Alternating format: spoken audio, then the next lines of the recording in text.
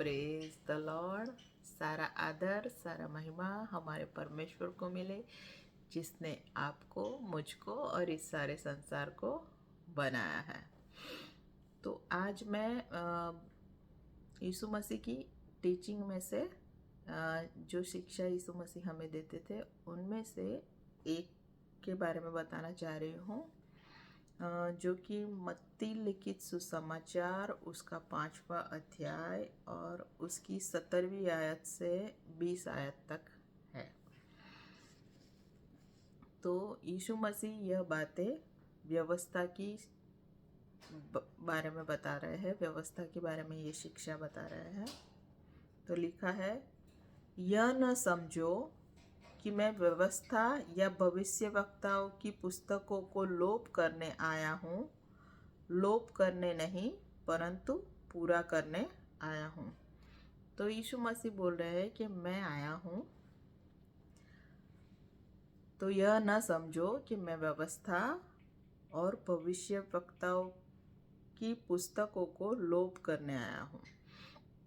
तो यीशु मसीह कहते हैं जो नियम शास्त्र है और भविष्यवक्ताओं की जो पुस्तकें हैं उसको मैं लोप करने नहीं आया हूँ, उसका मैं नाश करने नहीं आया हूँ, बल्कि मैं उसे पूरा करने आया हूँ। पूरा करने का मतलब उसको प्रकट करने आया हूँ, उसको मैनिफेस्ट करने आया हूँ, उसे पूरा करने के लिए आया हूँ। तो हम जानते हैं नियम शास्त्र में मूसा ने नियम लिखे हैं, व्यवस्था लिखी है, और भविष्यवक्ताओं ने भविष्य वचन काफ़ी लिखे हुए हैं। तो जो भी भविष्य वचन लिखे हुए हैं उन सभी को क्या करने आया हूँ, पूरा करने आया हूँ, उसे मैनिफेस्ट करने आया हूँ, प्रकट करने आया हूँ। यीशु मसीह यह कहते हैं। फिर कहते हैं, क्योंकि मैं तुमसे सच सच कहता हूँ कि जब तक आकाश और पृथ्वी टल न जाए तब तक व्यवस्था से एक मात्रा या एक बिंदु भी बिना पूरे हुए नहीं टलेगा। तो अब यीशु मसीह बात कर रहे हैं आकाश और पृथ्वी की। जब तक वो आकाश और पृथ्वी रहेंगे, जब तक कि वचन में से एक मात्रा और एक बिंदु पूरा न हो, तो जब तक जितने वचन भविष्य वचन बाइबल में लिखे हैं, जो बातें लिखी हुई है वह सब पूरी न हो जाए, तब तक आकाश और पृथ्वी टलेंगे नहीं। क्योंकि हम सभी जानते हैं कि जब सब कुछ पूरा होगा तब नई पृथ्वी और नया आकाश आएंगे, और जिसमें हम प्रभु के साथ सदा के लिए रहेंगे। फिर आगे कहते हैं, इसलिए जो कोई इन छोटी से छोटी आज्ञाओं में से किसी एक को तोड़े और वैसा ही लोगों को सिखाए, वह स्वर्ग के राज्य में सबसे छोटा कहलाएगा। तो यीशु मसीह अब कहते हैं कि जो कोई व्यवस्था में जो आज्ञाएं लिखी है उन छोटी में से छोटी आज्ञाओं को जो कोई तोड़ता है और वैसा ही उसे सिखाता है दूसरों को, तो वह स्वर्ग के राज्य में सबसे छोटा कहलाएगा।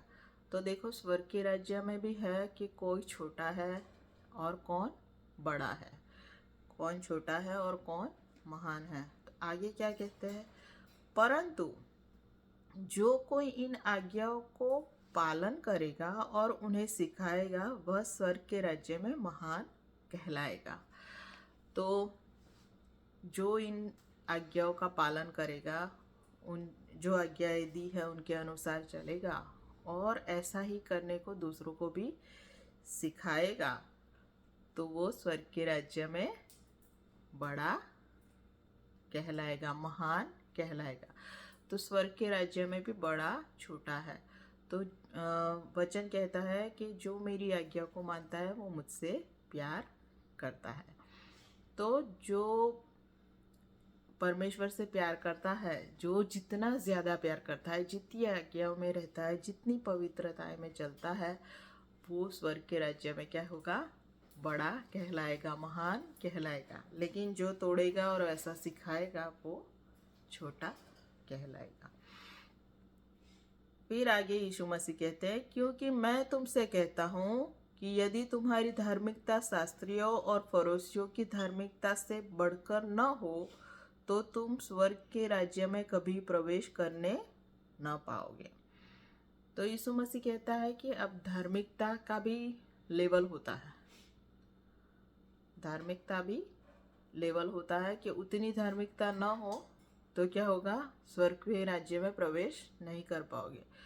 क्योंकि फरीसी जो थे उनकी धार्मिकता कैसी थी कि वो बोलते तो थे, प्रचार करते थे वचनों का, पर उसके अनुसार चलते नहीं थे। तो वो प्रचार के विपरीत चलते थे, दूसरी दिशा में चलते थे। प्रचार तो अच्छा करते थे, व्यवस्था में से करते थे, वचनों में से बोलते थे, लेकिन उसके विपरीत उनका व्यवहार था। तो वो दोहरी जिंदगी जीते थे। तो अगर आपका जीवन भी ऐसा है तो आप स्वर्ग के राज्य में प्रवेश करने के लिए क्वालिफाइड नहीं होंगे, आप उसके राज्य में प्रवेश नहीं कर पाएंगे। जब उस दिन आप जाओगे तो प्रभु क्या कहेगा कि मैं तुम्हें नहीं जानता, और वो आपको राज्य में प्रवेश करने नहीं देगा। क्योंकि वो कहता है, प्रभु कहता है कि तुमने मेरे बाप की इच्छा के अनुसार नहीं किया है। क्योंकि पिता की इच्छा है कि हम आज्ञाओं को माने और आज्ञाओं में चले। तो परमेश्वर उससे क्या होता है,